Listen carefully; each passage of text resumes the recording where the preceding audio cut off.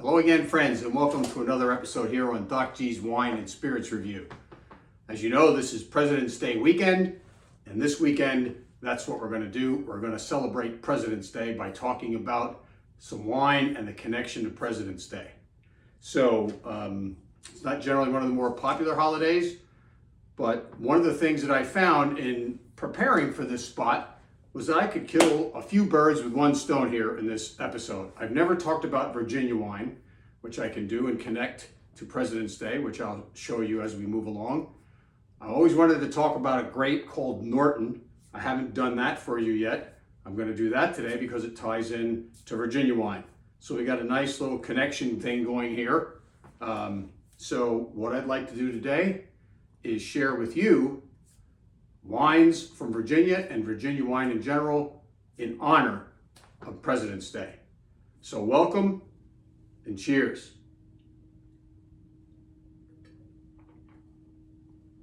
What I'd like to do for you is try to keep it as simple as possible, but yet give you enough information to make it worth your time to tune in today. So what I'd like to do is break down just some general facts about Virginia wine. I'd like to talk about their grapes. I'd like to talk about the wine regions, which is what I've done when I have featured other countries for you or other specific wine regions.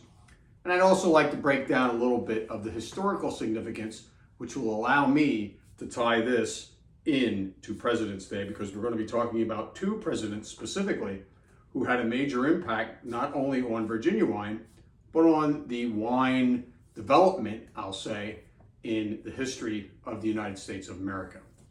So with that said, I'd like to first talk about some general facts about Virginia wine. And we'll just gloss over these for now. Currently, there are about 4,000 acres of wine planted in Virginia. There are 10 different regions. There are 8 distinct AVAs that are in Virginia.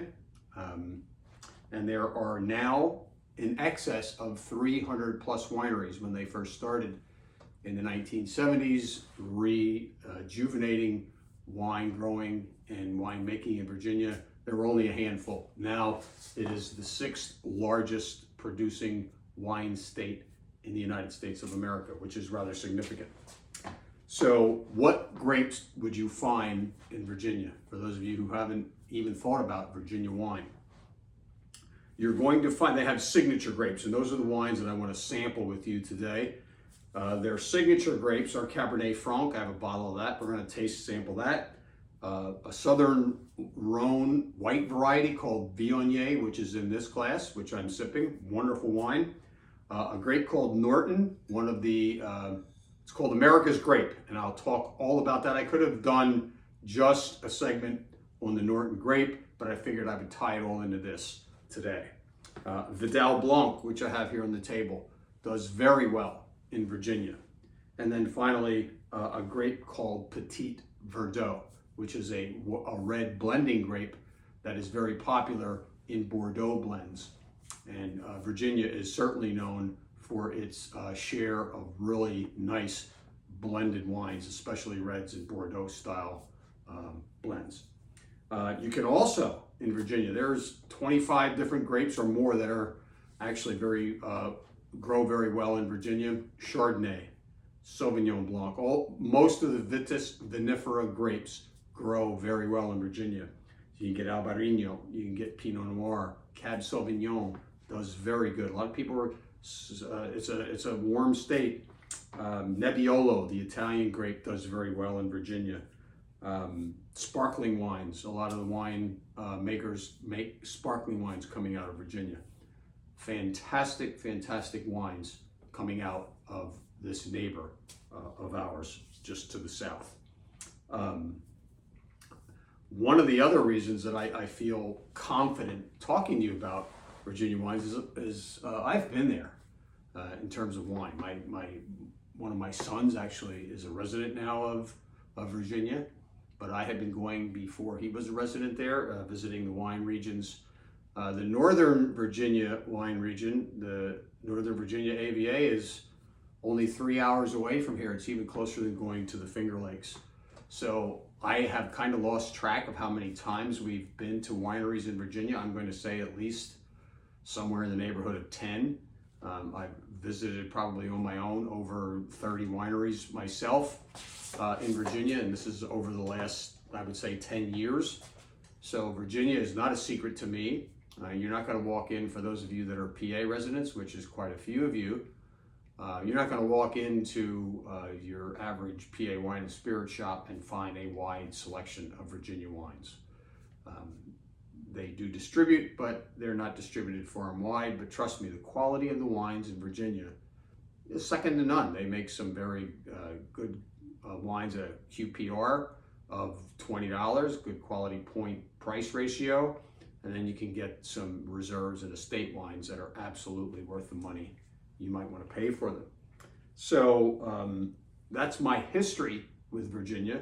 All of these wines that you see here, I was at the winery, except for one, and I'll tell you why I didn't go to that winery yet. So those are the different grapes. Those are the different facts. I want to give a little bit, before we dive into tasting, the wine history. Virginia has a 400-year plus history of grape growing. It didn't start out so well in the Jamestown settlement. They planted some Vitis vinifera that they brought over. Vitis vinifera did not do well in this country for a long time. So the Revolutionary War, Thomas Jefferson got involved. So there's your connection to President's Day. Thomas Jefferson was our ambassador to France. He was always very interested in wine. TJ, as I'll call him, Thomas Jefferson, is considered America's first wine connoisseur. So kudos to him.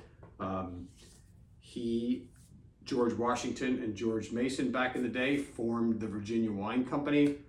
And basically what they were trying to do was, because Thomas Jefferson spent so much time in France enjoying the wonderful wines of France and getting the other great Italian wines when he was in Europe, he had a tenacity to produce that same kind of product here. Unfortunately, with local pests and botanical issues and soil issues, Vitis vinifera, they really had a hard time taking off in this country. But Thomas Jefferson at Monticello had when he was president, he spent over $10,000 collecting wines from Europe.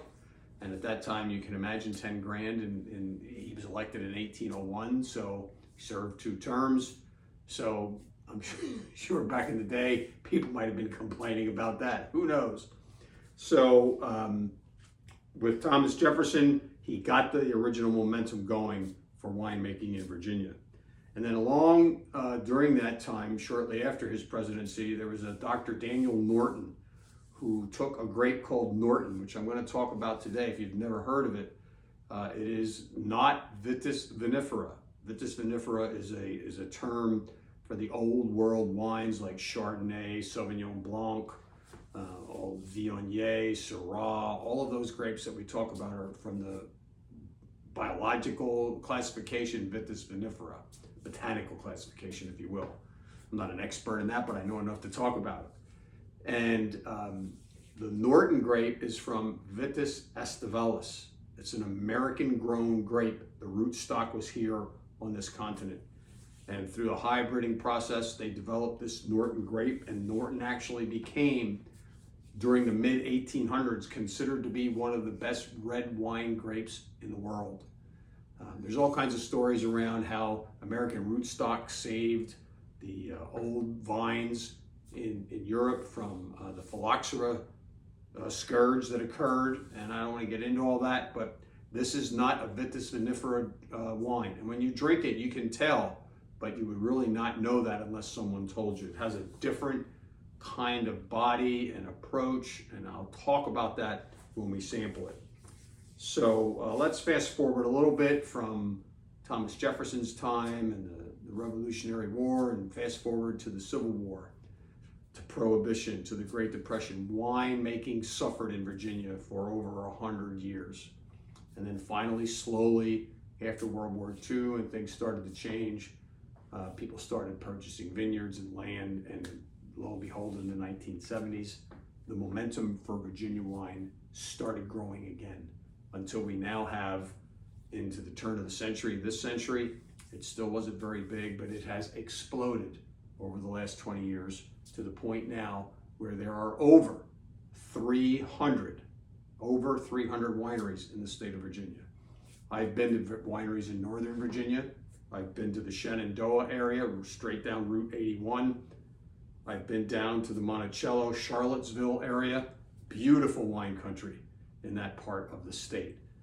I recommend highly, I don't want to be your travel agent, but I highly recommend that you find a way to explore the areas around Bull Run, Manassas, Northern Virginia, Fairfax County, Loudoun County, Charlottesville area, the Shenandoah area over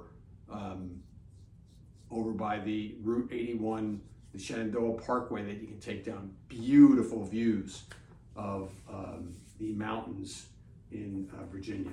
Absolutely gorgeous visits, wonderful pictures. I'll probably post a few.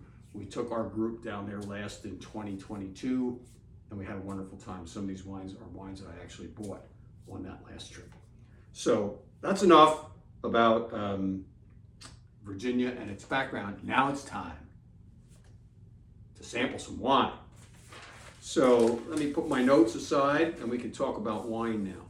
So as I said to you, the signature grapes of Virginia are about 4 or 5. They are Vidal Blanc, Viognier on the white, and rosés are all over. So you can take, Virginia has great rosés made from a lot of these red grapes, and sparkling. I just don't happen to have a Virginia sparkling on hand, or I would have popped it for you.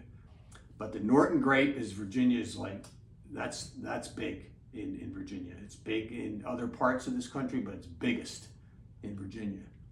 And finally, Cab Franc, which is a grape, I believe I dedicated one spot over the 100 plus that I've done just on that grape. But the Cab Franc grape in Virginia is amazing. It's fantastic. And we're going to sample one from a winery that I visited when we were there. So the first wine that I want to sample for you is a wine called Viognier. And it's got a funny pronunciation. It's Vioginier, Viognier. It is natural to the Rhone Valley in France. I tasted wonderful Viognier when I was there.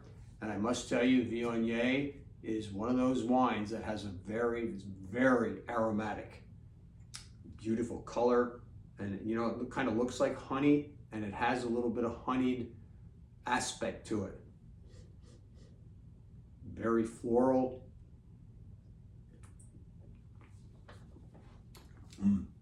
Medium to full bodied, meaning that it's a little more milky. This is not considered a crisp wine, but the flavor is absolutely wonderful. Now, I'm going to read from you. This one's from Bro Vineyards in Northern Virginia. And this unique grape variety, as they acknowledge on the bottle, comes from the Rhone region of France, which I just shared with you. Its floral aroma suggests honeysuckle nectar. Getting that. Some ripe apricot and melon. It's a very, very full structured palate. And it's what I would call a rich wine. Rich in its robustness. It's not a baby wine. It's not a crisp sipper. This is a food. This is a white food wine. And it goes great with fish, chicken, seafood, salads. I would recommend not drinking this one without food. It's kind of big for a white wine.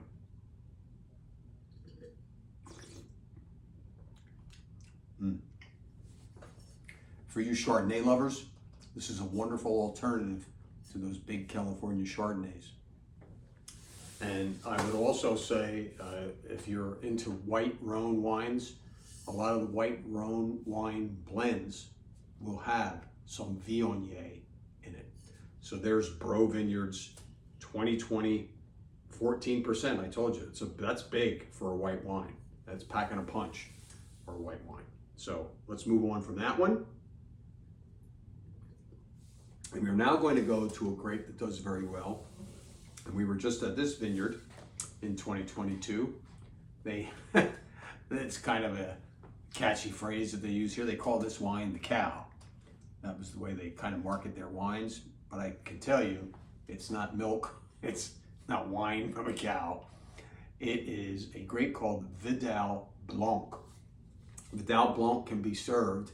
I could do a spot just on Vidal Blanc, but it is another hybrid grape that thrives well in Virginia. It can be made in a dry style, it can be made in a semi-dry style, and it can actually be made in a sweet style. So I love when you have grapes like that have that versatility. You never hear somebody making a sweet Chardonnay, but this is one of those grapes like Riesling that can go from dry to medium to sweet. So I have not sampled this one yet. I did taste it at the vineyard. This one happens to be another 14% ABV. So let's splash a little in there and have at it.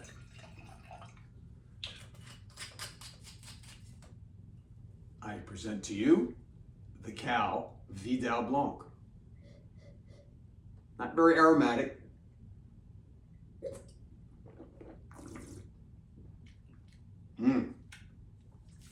Wow, nice and fruity. It's light. This is not oaked. You get a lot of, it's tropical fruit. It's like,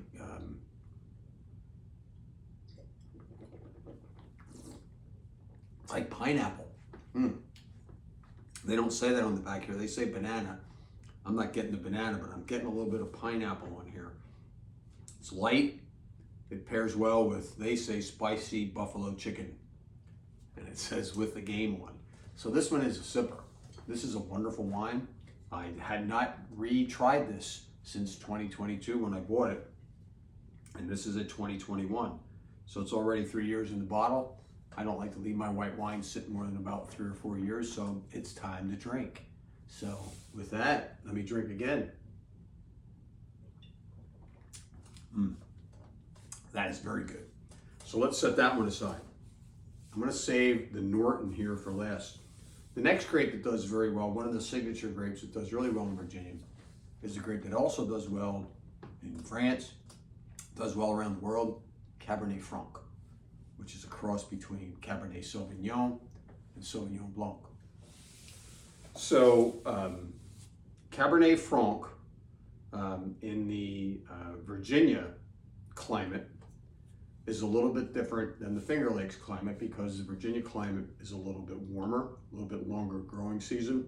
So you're going to get a little bit more fruit and a little less greenness as you get. And I don't say that in a bad way. The wines from Virginia will be a little more ripe as they bottle them because they have a longer growing season.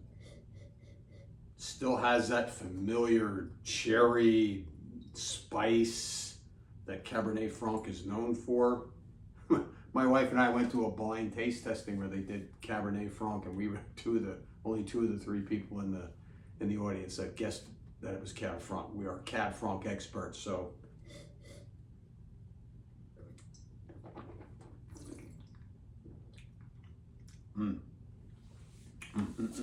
Nice violet. Wow, that's really good. And this is only a 2021. This could probably sit for a little while. This one has less alcohol by volume than those two whites. So you know those are warm climate whites when you get that. So this one's 13.7% ABV. A wonderful one from a winery called 868 in Loudoun County, in Purcellville, Virginia. And this is why they called it 868. I thought this was really interesting. In the heart of the vineyard, at an elevation of 868 feet, you are at the highest point in the valley between the Short Hills and the Blue Ridge Mountain Ranges, which are very prominent in Virginia. Anytime you have mountain areas, you're going to have probably good wine growing. So this is a wonderful wine. I have a rosé by then that I've yet to try. But if you get to Northern Virginia, check out 868 Estate Vineyards. So now I want to close out the presentation with talking a little bit in more detail about a grape called Norton.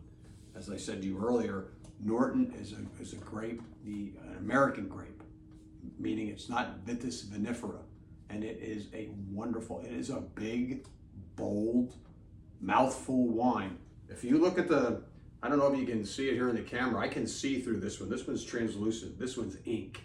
It's like a cup of ink. I don't say that to turn you off, but that's how dark this wine is. It's got a little bit of spice on it. It's plum and jammy, kind of like a Zinfandel, but not. It's very unique. It's its own grape. You won't find it in PA. I've yet to find a bottle of Norton in PA Wine and Spirits. I'm sorry to do that to you. So if you go on wine.com, you might be able to find yourself a Norton. Don't confuse it with wines that are made by the Norton Wine Company out of Argentina. This is the Norton grape.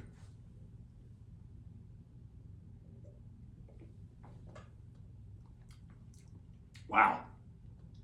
It's not even tannic.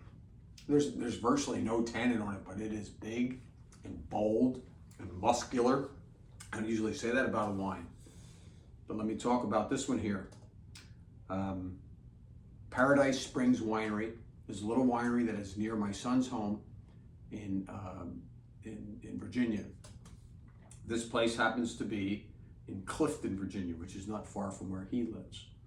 So I've yet to visit the winery. They shipped me a few of their wines. I've had a bottle of their sparkling. I think I'm in love with the new winery. I'll get to them when I get to see my son again. But there you have it. This Norton wine, this just screams for a huge ribeye or charcoal steak, even burgers, something that's real big and meaty, gamey. This can take it. This can handle it. This, go with pizza, could go with anything. It's a wonderful, wonderful wine. It's the Norton grape. If you get a chance to shop outside of Pennsylvania and you get a chance to shop in Virginia, you'll find yourself some Norton. You might find it at Total Wine in Delaware. I didn't really look. It's not expensive. You can find it at a good price point. So there you have it, my friends. Happy President's Day. Welcome to the state of Virginia. Welcome to the world of Thomas Jefferson back in the day.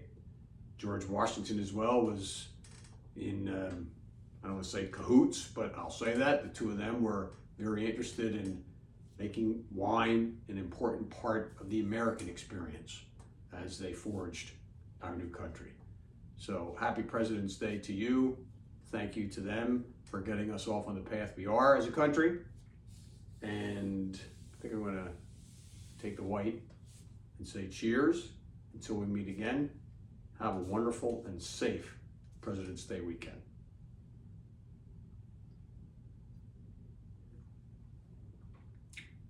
Until next time.